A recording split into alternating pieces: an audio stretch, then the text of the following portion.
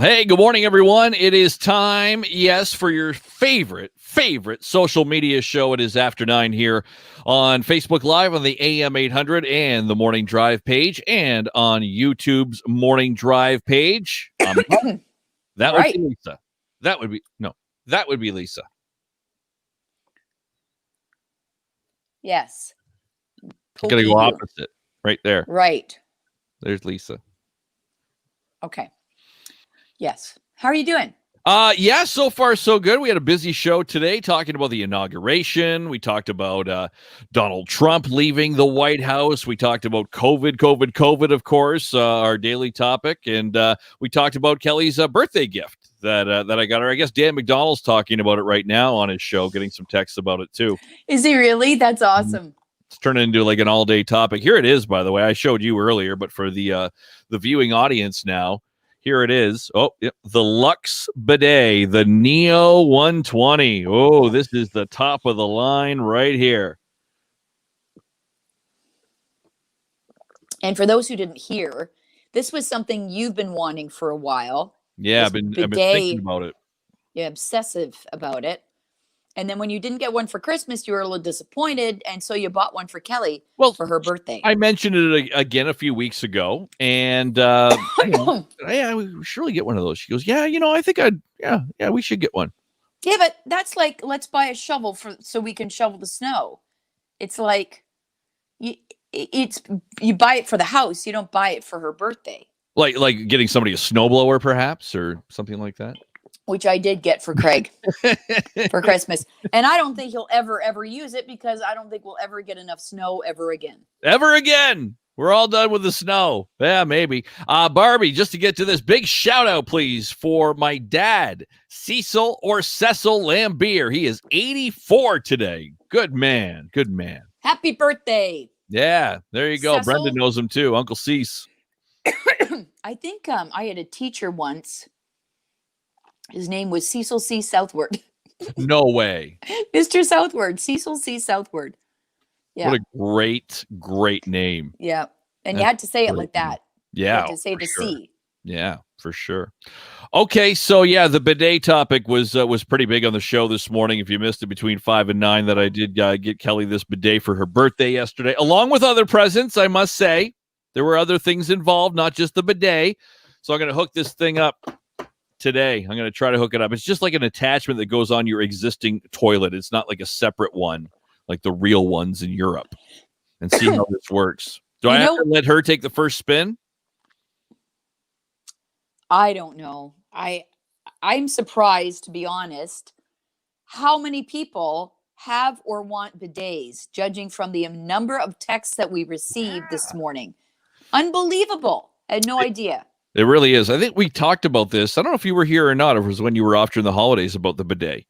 And a lot of people did mention that they had some. But yeah, even more this morning that came in when we were taking texts and calls about this. The amount of people that had these things. Mike and Lisa, we got the Tushy Bidet. It installs under the existing toilet seat. It created a gap between the original seat and the porcelain bowl. So make sure you use some kind of spacers that come with it. Okay, little advice. Best gift ever. I got the same one for Christmas, someone said. Yeah. Best thing ever. Yeah. Okay. Somebody asked me if I had a heated seat. No, it doesn't come with a seat. It's just the attachment. So maybe that's next year's birthday gift. Or Valentine's Day, and it's just around the corner. You should do it as a joke. You should do it as a joke. The heated toilet seat. Yeah. Oh my God. And I know you enjoyed your birthday bidet so much. I thought we'd upgrade the seat now for your comfort. It's just an odd, like, I don't think, if you ask Kelly, when she was in her 20s, would you ever in your life expect to open a birthday gift one year and have it be a bidet or anything toilet related? That's how I keep the excitement in our relationship going strong. Have unique things like this in wrapping paper. I have to read this to you because this was something one of our listeners found, and it was a review for this Lux bidet. Oh, okay. Yeah, let's hear the review because I did a little research and and a lot of websites said this is the one. Here's what happened to one woman. Okay. I just got this today, and my girly bits love this. First things first, I have the Neo 120. Very easy install. My cat supervised. Directions super easy to understand, even for those not mechanically inclined. So okay, good. One nozzle, one temperature. Apparently, I have excellent water pressure because on the maiden voyage, I nearly blasted myself off the crystal ship and started laughing so hard, I'm sure my neighbors heard me. And that was on the low setting. Wow. So don't go full bore right off the hop. I had concerns about the cold water, but she's in Northern California. And honestly, the cool water isn't so bad. In summer, I'm betting it'll feel like a gift from the gods. Oh, yeah, to cool you down. Ladies, you're going to need to adjust your seating position. And for bigger voyages, be sure to bear down to make sure you clean all the barnacles off your hull. Oh, gross. You should have smooth sailing from here on out. What a review. Yeah, that's quite the review. Yeah, so we'll see what happens later today. We'll report back tomorrow exclusively on AM800. You don't hear a lot of bidet talk on other shows. You don't know. You only get to hear. So consider it a gift. Absolutely. We were talking to our listeners this morning about other gifts they may have received that really, where the response has been, seriously, really, that's my birthday gift. One person texted and said, my birthday present I've received on several occasions, a family camping trip, just because my birthday is in the summer. So it's a gift to the family. Beautiful. On my birthday. And I do most of the prep work. I set up, I pack all the gear. Happy birthday. Here's a bunch of work for you to do. Yeah, I'm not a camping man myself. Never been camping in my life. And I don't want to. No, it's almost like when somebody buys a gift for somebody else, you have to say, is it really a gift for them? Or is it more of a gift for me or the family? Give us an example. The bidet. Snowblower, the bidet. Yes. Some kind of cooking appliance gadget, maybe, perhaps, like a crock pot or what's the thing that's all the rage the last few years? The pressure cooker thing from Montreal. Instant pot. Yeah. Are those all kind of like, that's more of a family gift more than individual? Like if you give that to the person who does the cooking in the family, it's not really a gift. Again, like I said earlier, unless they asked for it. Yes, then all bets are off. Like, Kelly, what do you want for your birthday? Oh my God, Mike, I really want a bidet. Like one year I got her a microwave because she had just moved into an apartment before we lived together and she needed a microwave and asked for one. So that's okay. If they ask for it, for sure, go ahead. She does want a Dyson vacuum. That's been requested for a number of years, but I don't have that kind of cash. Yes, you do. I don't have that kind of cash I want to spend on a vacuum. Yeah, but you're not spending it on a vacuum. You're spending it on Kelly. Oh, okay. That's the way you look at it. Same as an engagement ring. You know, you can say, oh, it's too expensive. I don't want to spend that money on a ring. Well, you're not spending it on the ring. You're spending it on Kelly. You got to put it in perspective. Okay. So like flowers too, because flowers to me are like one of the biggest ripoffs ever. I mean, you spend all this money on a beautiful bouquet of flowers and then they're dead in a week. Yeah. But again, if Kelly really likes flowers and it brings her happiness for that week. All good. How can you argue? Okay. All right. Just wondering. Hey, we just got word we're going to be speaking with Premier Doug Ford tomorrow. Oh, Dougie boy. All right. He's going to be on our show, but not till the end of the show, like 8:45. So we'll have to move some things around so we have time to speak with the Premier. Ed's been doing his best bugging and bugging and bugging and bugging and bugging. And for like a couple weeks now. Finally, Doug said, yeah. Fine. Stop bugging me, producer Ed. Can I ask him about the bidet tomorrow? No, we don't have time for that. No. But yeah, I don't know. We can talk to him about vaccines and how much, success he's had. He's been bugging Pfizer and the prime minister, and he's not happy about the change in the vaccine distribution. Yeah, he's mad at the yin yang. Mad at the yin yang. He's going to put a firecracker up somebody's yin yang with an 800-pound gorilla and the help of a bidet. So there you go. Can I ask him about that, where he gets some of his phrases? Yeah, the cheese has slipped off the cracker is my favorite. I'd rather talk about all that kind of stuff. The bidet, his phrases, all that stuff, other than, what we're supposed to talk to him about, to be honest. Well, maybe we'll have enough time to talk about everything. Okay. All right. We'll try to get that in. All right. Sounds fair to me. Also wanted to talk about the COVID numbers while we're on the topic of news. So again, Doug Ford, Dougie Boy, 8:45 tomorrow on AM800. If you have any questions for Doug, you can leave them in the thread here or wherever, and we'll try to get those on for you. The COVID numbers, they just came out, and where did you go? I had them in my Twitter thread here. Rob Hindi reporting from AM800 News, 101 new COVID cases, along with 3 additional deaths linked to the virus this morning. So numbers, the cases anyway, down a little bit, deaths down as well. So don't like to see anybody, of course, passing away from it, but at least the numbers are lower today.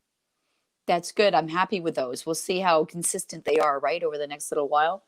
But yeah, compared to last week, I'd say this week is looking pretty good that way. Mm-hmm.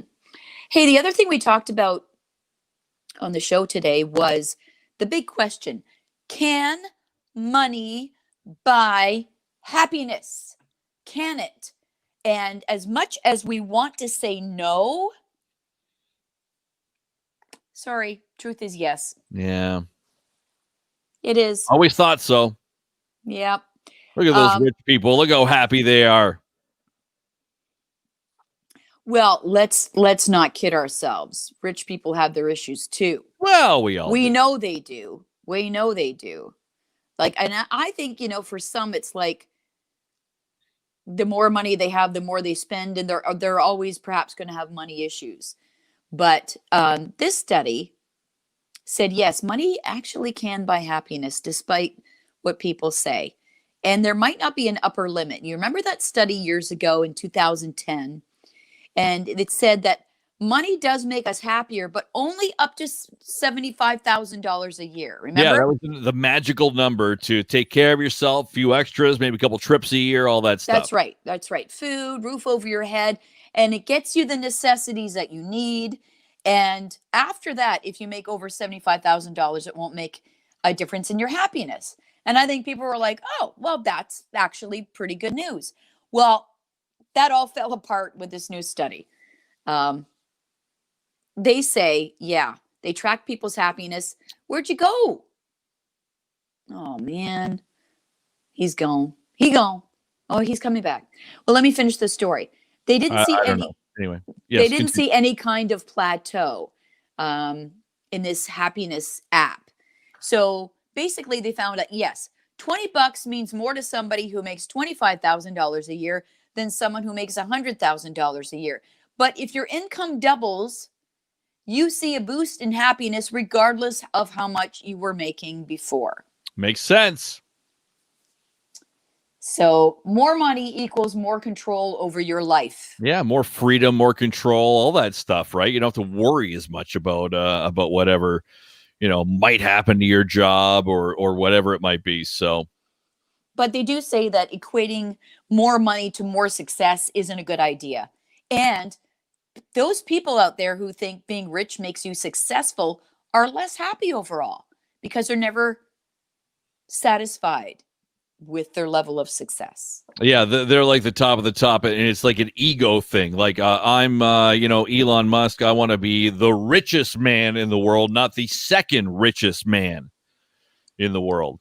It's perspective. We all need perspective, right? Yeah. That's very true. Yeah. Can I show you Oh something no. that is happening right now? This is the Detroit Lions' new coach arriving in Allen Park for his introductory press conference. His name is Dan Campbell. He's been given a 6-year deal for some reason. This is the last time you'll see this man smile. Was he the fill-in guy or no? He was fired, right? So there's no. Yeah. This is guy. Where's he coming from? He is coming from New Orleans. He was like the assistant head coach and the tight end coach. He actually played for the Lions back in like the 2000s. He played for them for 3 years, and he was the interim coach of the Miami Dolphins a few years ago. And the Lions decided to give him, which is a huge contract for 6 years. And nobody else was interviewing this guy. So I don't know why they had to go above and beyond. But anyway, there's the last time you're going to see Dan Campbell smile for a while. He is the new head coach of your Detroit Lions. Wow. You never know. They'll have a Zoom press conference a little bit later on today, it sounds like.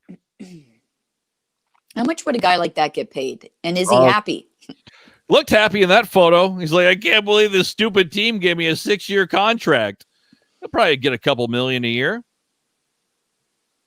I would think. And how does a team like the Lions, who never win, afford that? Well, you know, a lot of money in the NFL especially is from TV, and all the teams divided up equally.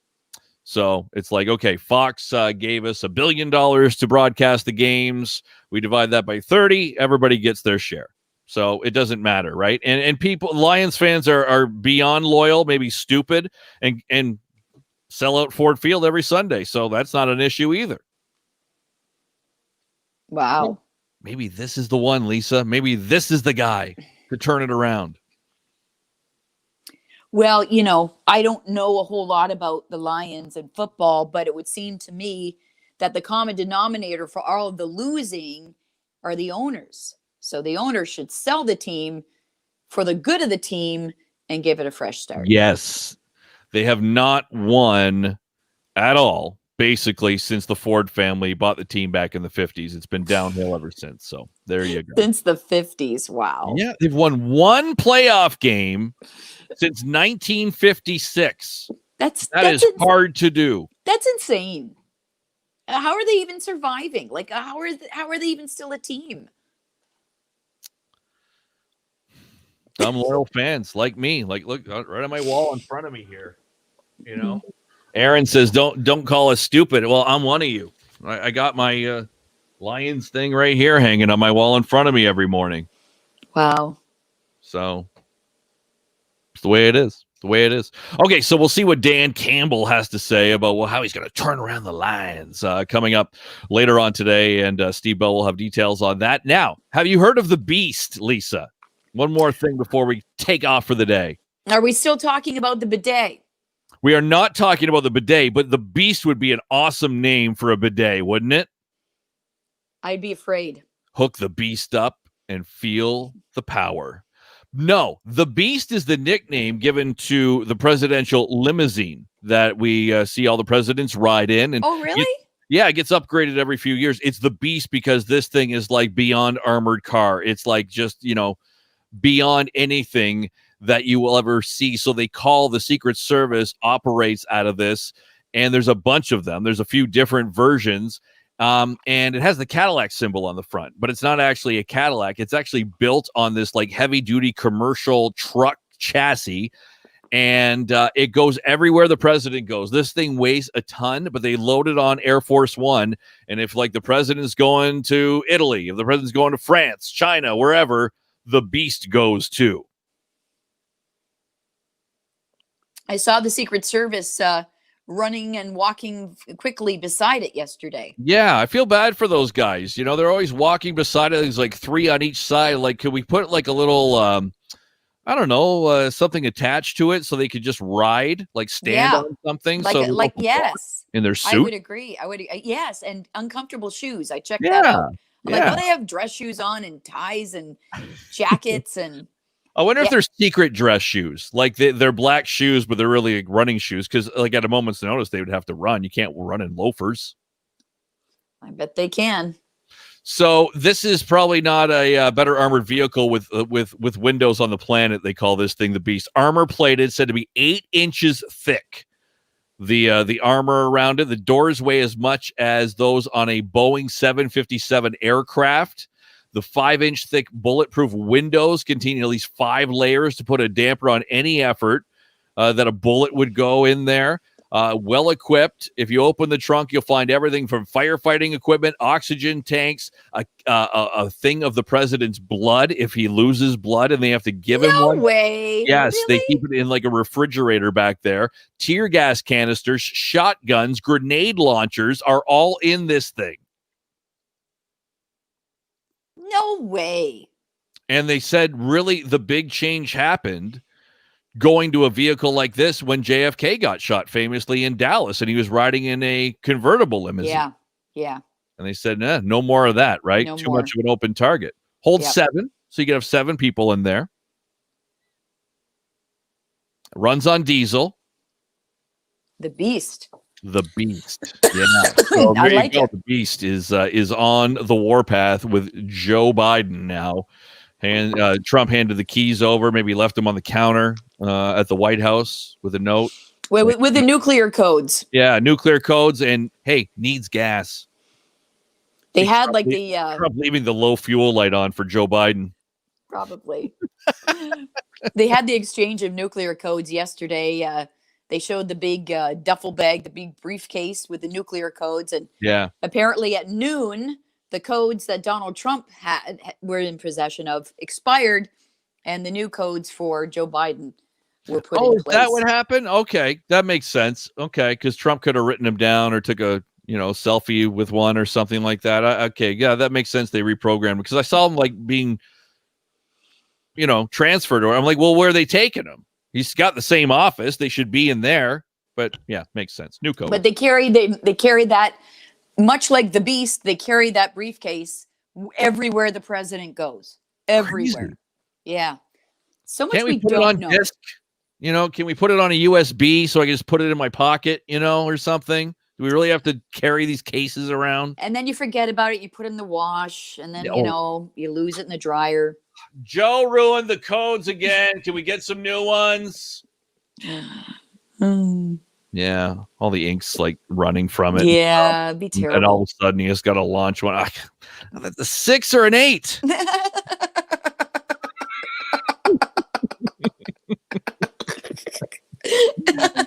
Oh, poor Joe. Man, oh man. That's funny. So, okay, right. let's end on a high note there, and we'll see you tomorrow morning. Again, Doug Ford. Good job, producer Ed, getting Doug Ford. The premiere will join us at 8:45 tomorrow Eastern Standard Time on AM800 and on the World Wide Web if you want to tune in at AM800CKLW.com. All right. See you tomorrow between 5 and 9.